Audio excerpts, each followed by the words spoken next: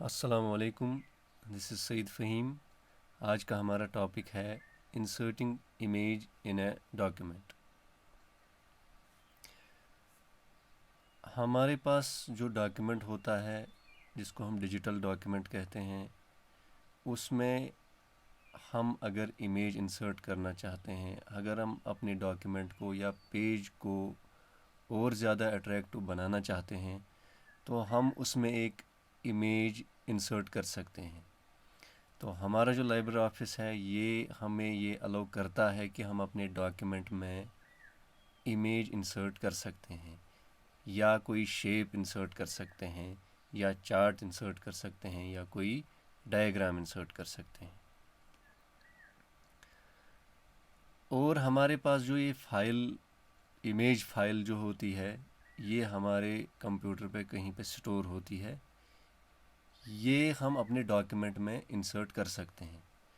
इसके लिए हमारे पास बहुत सारे तरीके हैं जिनके ज़रिए से हम ये इमेज अपने डॉक्यूमेंट में डाल सकते हैं।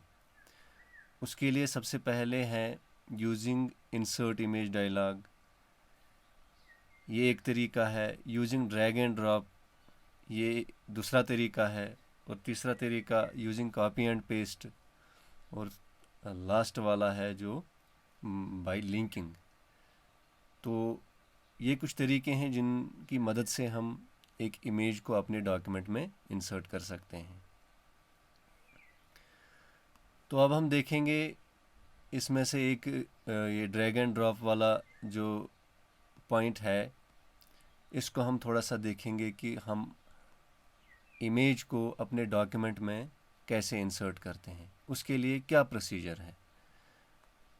उसमें सबसे पहले हम अपने डॉक्यूमेंट को ओपन करते हैं जिसमें हमें इमेज इंसर्ट करनी होती है। फिर उसके बाद हम फाइल ब्राउज़र विंडो ओपन करते हैं और वहाँ हमें जो इमेज चाहिए होती है वो इमेज हम ओपन करते हैं। और उस इमेज को फिर बाद में हम ड्रैग करते हैं अपने डॉक्यूमेंट में और फिर ड्रॉप करते हैं अपने डॉक्यूमेंट में उस जगह पे जहाँ पे हमें उसकी ज़रूरत होती है। तो इस तरीके से हम अपने डॉक्यूमेंट में, ये एक तरीका है कि अपने डॉक्यूमेंट में हम कैसे इमेज को इंसर्ट कर सकते हैं ताकि हमारा डॉक्यूमेंट बड़ा अट्रैक्टिव बने।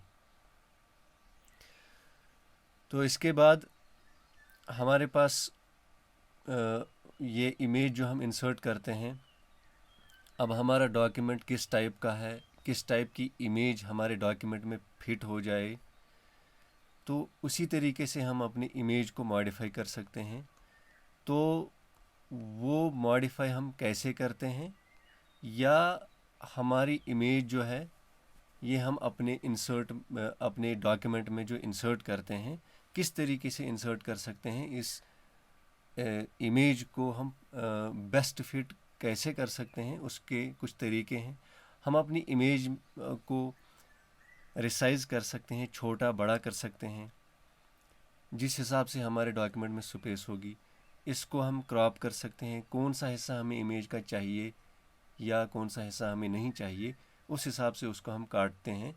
और उसके अलावा हम इस इमेज को डिलीट भी कर सकते हैं, या हम इस इमेज को अपने हिसाब से रोटेट कर सकते हैं कि किस तरीके से हमें ये इमेज चाहिए अपने डॉक्यूमेंट।